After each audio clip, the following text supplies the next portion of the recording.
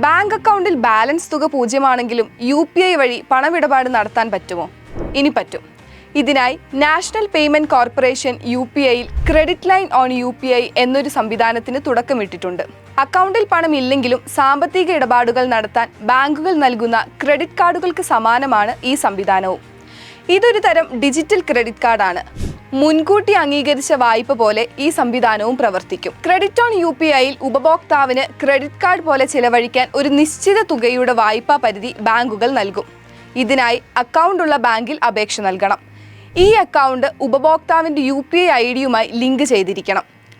അപേക്ഷയിന്മേൽ ബാങ്കിൽ നിന്ന് അനുമതി ലഭിച്ചാൽ അക്കൗണ്ടിൽ പണം ഉണ്ടോ ഇല്ലയോ എന്ന് പരിഗണിക്കാതെ തന്നെ UPI വഴി പേയ്മെൻറ്റുകൾ നടത്തുവാൻ സാധിക്കും. ഇങ്ങനെ ചെലവഴിക്കുന്ന തുകയ്ക്ക് ബാങ്ക് 45 ദിവസത്തെ സമയം അനുവദിക്കും. കാലാവധിയിൽ ബാങ്ക് പലിശയൊന്നും ഈടാക്കില്ല.